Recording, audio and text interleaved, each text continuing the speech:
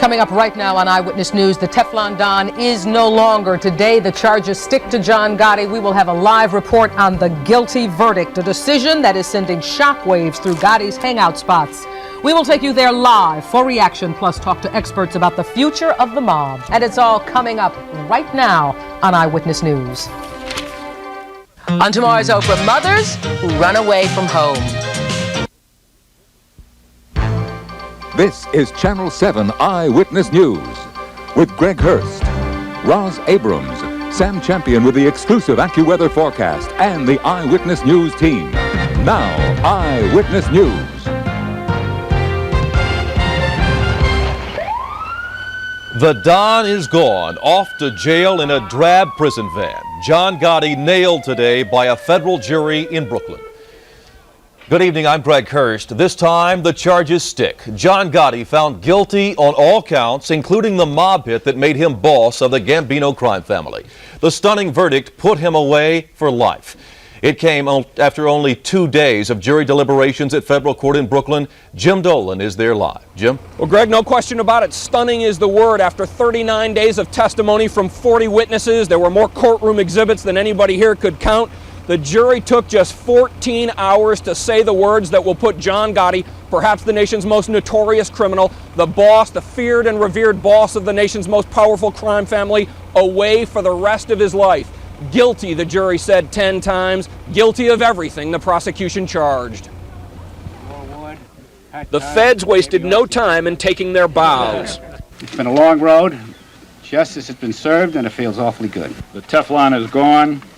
The Don is covered with Velcro, and every charge in the indictment stuck. And as the prosecution took bows, the defense bowed their heads and vowed an appeal. Obviously, this verdict is not an analytical verdict. This is a verdict which is fundamentally an emotional verdict. In the courtroom, as the verdict was read by the forewoman, Gotti's reaction was barely noticeable. He smiled, mumbled some, and accepted the verdict that will put him behind bars for the rest of his life. Murder of Paul Castellano, guilty. Murder of Robert DiBernardo, guilty. Murder of Louis Melito, guilty. Murder of Louis DeBono, guilty. Act after act, count after count, proven beyond a reasonable doubt. A 13-count indictment with 43 separate criminal acts alleged against Gotti, all proven convincingly enough that it took the jury just 14 hours to reach a verdict. We were hurt and stunned by the verdict, and our support came from John Gotti and Frank LoCascio, each of whom, in relative selflessness and admirable selflessness, sought to give us consolation. And the importance of the moment was lost by no one on the side of the prosecution. If John Gotti was acquitted, I thought it would give a shot in the arm to organized crime throughout the United States, and John Gotti would achieve a status that not even Al Capone or others in the past have achieved. I was convinced if John Gotti was convicted, it would be the death knell for organized crime, traditional organized crime as we know it in the United States. Paul Castellano lay on the 46th Street pavement in a pool of blood and a pile of unanswered questions. It was December 16th, 1985, and police say John Gotti would climb over Castellano's body and by the middle of the next week, ascend the throne of the nation's most powerful crime family. At this meeting of Gambino family capos, it would become official. John Gotti was the boss of bosses. Before the meeting, Gotti was overheard saying of his capos, "They must come to me." Skip forward now to December of 1990, and Gotti is arrested with his consigliere, Frank LoCascio, and his underboss, wise guy Sammy the Bull Gravano. These guys weren't arrested. I got them. All three were charged with several murders, including Castellano's, plus racketeering, loan sharking, gambling, and tax evasion. But only two would stand trial. In a startling turn that would rattle the rafters of the underworld, Gravano, Gotti's most trusted aide and closest friend, would turn state's evidence, plead guilty to 19 murders, and tell the world about his longtime partner in crime, John Gotti. Gravano, John was the boss, I was the underboss, and Frank LoCascio, was the acting consigliere. Gravano said. Of the Castellano murder, Gravano said Gotti and others planned it and decided who would be the shooters. Gotti and Gravano would be backup shooters, he said. Quote, "Me and John went on the other side of 3rd Avenue in case they got away and started running on 46th Street. As fascinating as this face-to-face, ego-to-ego confrontation was, as much tension as it added to the courtroom as the two stared at each other from across the room, the most convincing witness against John Gotti clearly was John Gotti. Through the use of secretly recorded audio tapes, Gotti may well have prepared his own prison cell. Murder, gambling, obstruction of justice, Gotti talked freely about it all on the tapes. In all, there were 29 days of testimony, only 2 of which were taken up by the defense. They called just a single witness, a suspicious tax lawyer who testified that he advised Gotti not to file tax returns because the returns could be used against him in court. Now, we talked about Gravano there for a couple of moments. Maloney said today that despite his murders, despite his lifetime of violence and crime, one thing is clear from this trial: this jury believed Sam Gravano. We haven't yet mentioned Gotti co-defendant Frank LoCascio. You could go days during this trial without anybody mentioning LoCascio, but the jury did find LoCascio guilty of everything he was charged with one exception. He was found not guilty of one gambling count. Sentencing for both will be June 23rd, but believe me, it will be an anticlimax. Both defendants here will spend the rest of their lives in jail. The only chance they ever have of getting out of jail is if there is a successful appeal in this case. Reporting live from Brooklyn, Jim Dolan, Channel 7 Eyewitness News. Reaction to the verdict is coming in from many quarters, including one of Gotti's favorite hangout spots, the Bergen Hunt and Fish Club in Ozone Park. That is where Celeste Ford is standing by live for us. Celeste. Roz, the guilty verdict has sent shockwaves through John Gotti's home turf in Howard Beach and here in Ozone Park. Many residents regard the reputed mob boss as a folk hero, and some can't believe the murder conviction will stick to the so-called Teflon Don. The Bergen Hunt and Fish Club in Ozone Park, a Gotti hangout and, according to federal surveillance tapes, the seat of the Gambino crime family.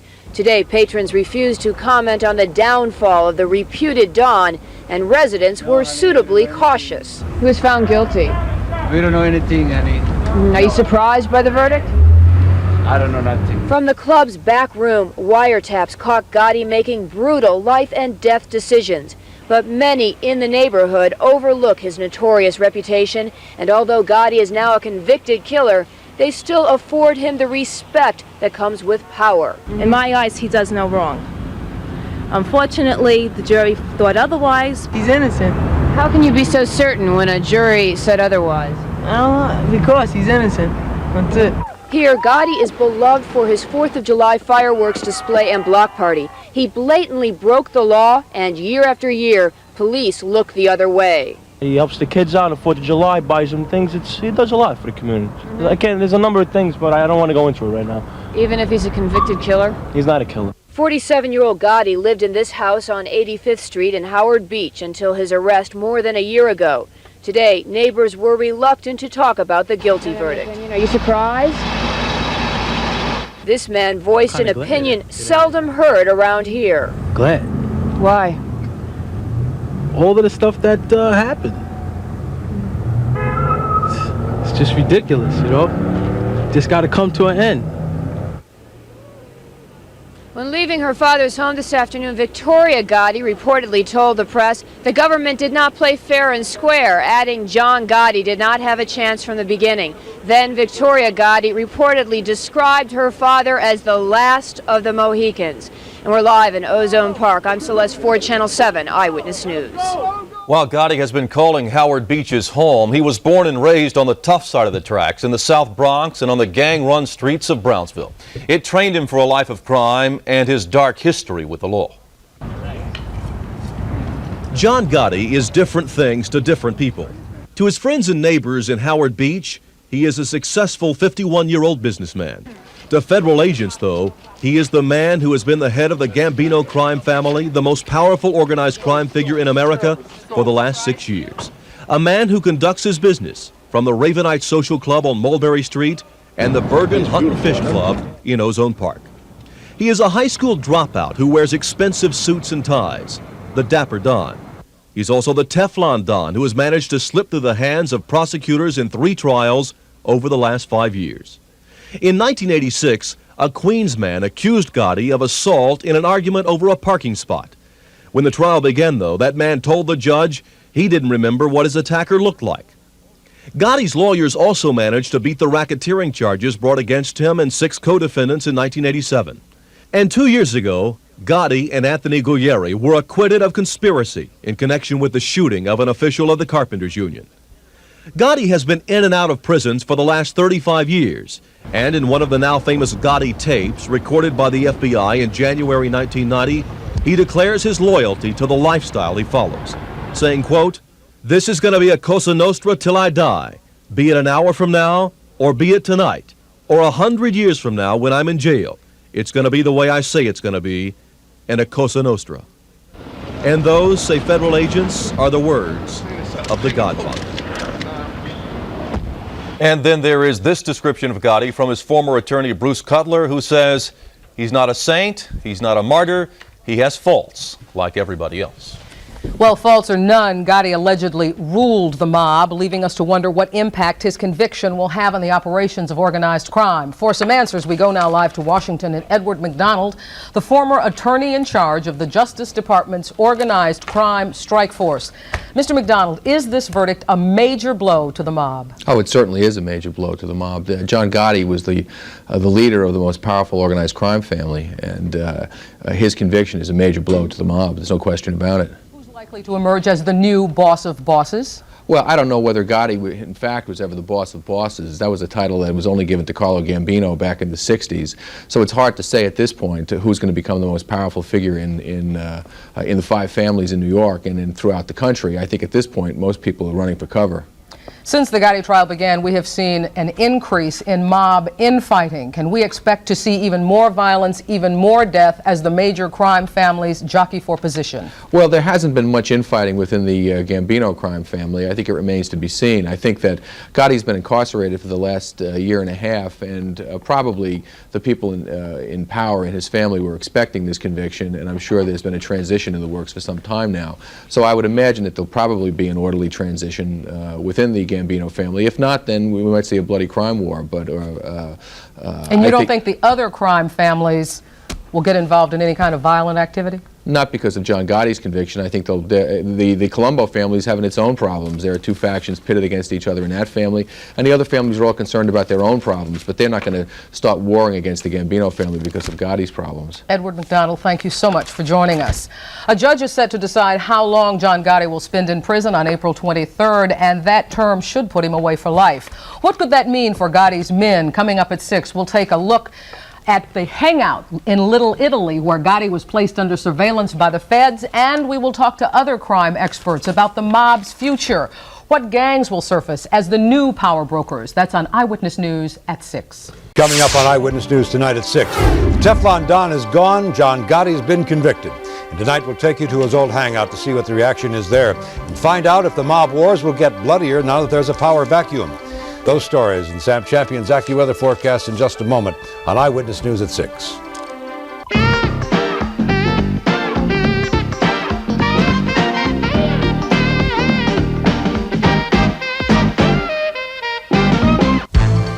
This is Channel 7 Eyewitness News with Bill Butel, Scott Clark with sports, Sam Champion with the exclusive AccuWeather forecast, and the Eyewitness News team.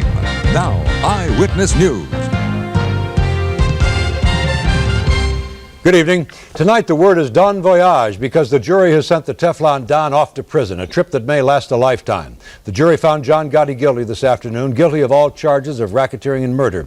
They say the turncoat testimony of his old friend Sammy the Bull Gravano did him in, and in the van today on the way to jail, Gotti might have said to himself, with friends like these, I don't need enemies. Jim Dolan picks up the story now live in downtown Brooklyn. Jim? Bill, the Don is done. A jury of 12 people told John Gotti today something he hadn't heard in years, and they told it to him 10 times over. Guilty, they said, and more. You are a murderer, they said, a loan shark and a gambler, and now the judge will tell John Gotti something. They will tell him that he must spend the rest of what's left of his murderous life behind bars. On a day of victory, Andrew Maloney remembered a promise he made in defeat. On a day John Gotti walked out the front door of a courtroom. I was determined to bring John Gotti to justice, yes, 5 years ago when he walked out of this courthouse. Fortunately, I'm still around to see it happen. If I hadn't been, somebody else would have done it. In a packed but deadly silent courtroom, John Gotti sat with a wise guy half grin on his face, daring the jury as he had dared the witnesses who testified against him during his trial. The jury was not moved. Later, the jury would be called courageous. The defendants and their attorneys kept saying they have total faith in the jury system. Well, the jury has spoken, and we're very gratified. And it was an astounding endorsement for the case of the prosecution. Murder of Paul Castellano, guilty. Murder of Robert DiBernardo, guilty. Murder of Louis Melito, guilty. Murder of Louis DeBono, guilty. 9 pages with 43 separate criminal acts alleged against Gotti, each proven to the full satisfaction of 12 jurors, who after 39 days of trial took just 14 hours to reach their verdict. The judge said they had discharged their civic duty in a remarkable way. The defense did not altogether agree. When it became clear to us that if the jury was coming in this quick, it was probably not good news. Obviously, this verdict is not an analytical verdict. This is a verdict which is fundamentally an emotional verdict. In court, Gotti mumbled some, at one point told someone else to shut up, but was otherwise quiet before being whisked away by marshals, a convicted felon who will never be released from jail until, as his lawyer said in closing arguments, he is carried out in a box. Our support came from John Gotti and Frank LoCascio, each of whom, in relative selflessness and admirable selflessness, sought to give us consolation. Absolutely. Well, Gotti co-defendant Frank LoCascio was a little luckier today. He was found guilty of all but one of the counts against him. He was found not guilty of the New York gambling charge. Sentencing for both is June 23rd, but sentencing guidelines almost require the judge to put both defendants away for the rest of their lives. On one of the secretly recorded audio tapes played during this trial, John Gotti is heard saying, quote, "I love the joint as much as I love the street. He'd better." Reporting live from Brooklyn, Jim Dolan, Channel 7 Eyewitness News. Thanks, Jim, for a good job over these past weeks in the courthouse. The shockwaves of the Gotti verdict rippled out into the Gotti neighborhood in Howard Beach, Queens. In front of the Dapper Downs home, the surveillance camera recorded very little more than the comings and goings of reporters who had gathered on the quiet tree-lined street. But only blocks away, disbelief was the feeling among the people who live and raise their families in the same neighborhood where John Gotti's family lives. In my eyes, he does no wrong. Unfortunately, the jury thought otherwise. They always say all men should have equal rights, and he didn't get his non-equal rights at all. How can you be so certain? Because nice guy, he does a lot for the community. In Ozone Park, where Gotti spent a good bit of this time at the Bergen Hunt and Fish Club, people had very little to say about the Gotti verdict. But what about that old gang of mine, the guys John Gotti used to hang around with in Lower Manhattan? What do they say? What do they think about the verdict that is likely to send their old friend to jail for a very long time?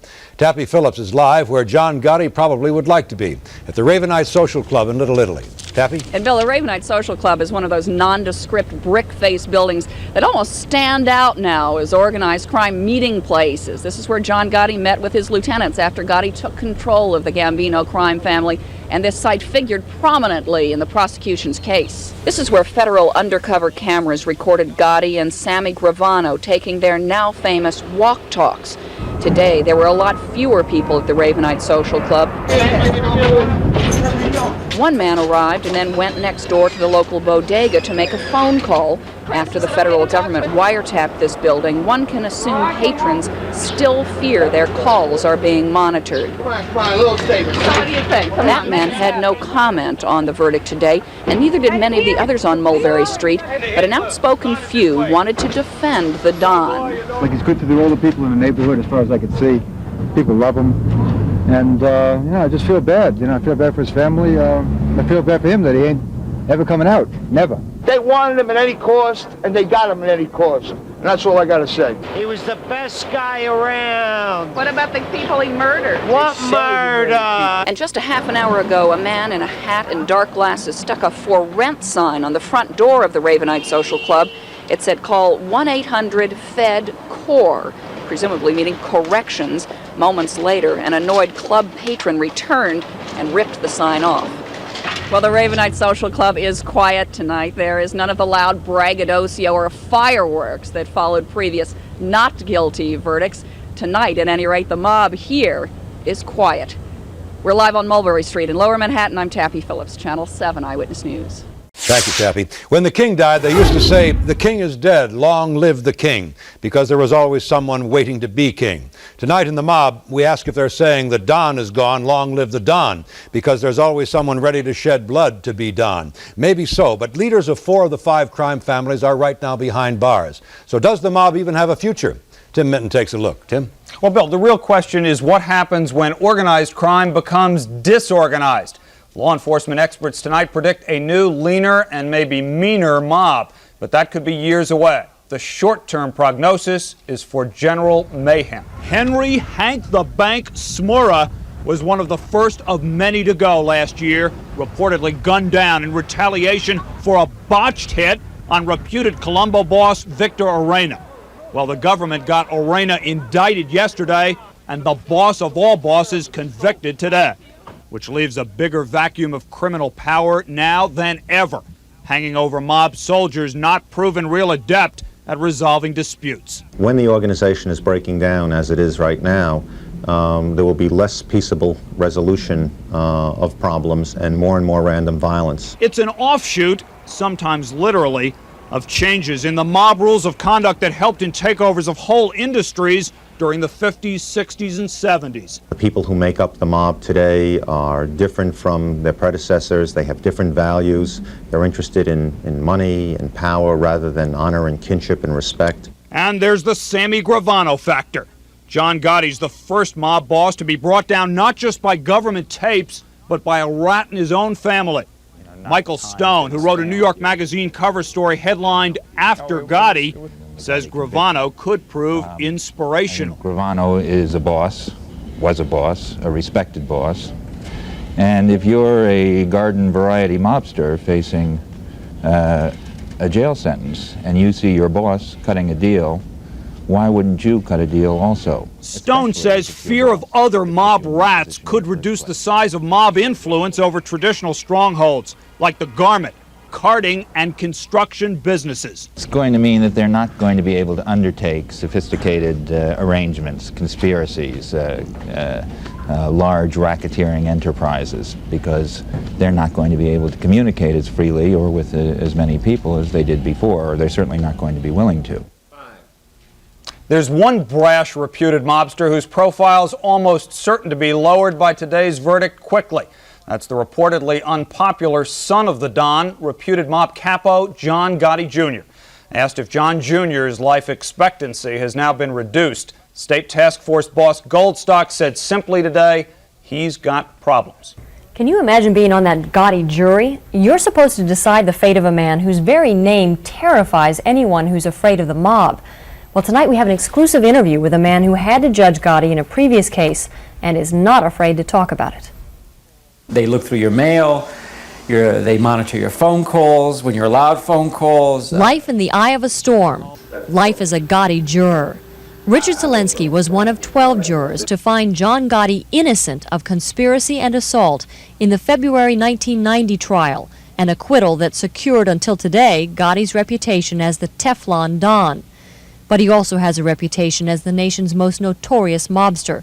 It might have given others cause for concern, but it never frightened this quiet Manhattan resident. He's meticulous, he's gorgeously groomed, he's well dressed, and this is what you see. You're hearing other things that say he does this, he does that, but you're looking at the man, he's not threatening to you. Zelensky says from what he's seen, there were some big differences between the government's case now and then. On the tapes of our trial, he's never talking about criminal activities, never. Also, the quality was extremely poor. You really had to listen, and without transcripts, you would be lost. But as the judge said, it's what you hear, it's not what you read. And Zelensky says that the current Gotti jury shouldn't be afraid of retribution from the mob because he thinks the mob realizes that retribution is not good for business. Tonight, with all but one alleged head of a crime family behind bars, organized crime would seem to be in chaos. In addition to John Gotti, who was convicted today, Victor Orena, said to be the acting boss of the Colombo family, was arrested yesterday. He now faces murder charges.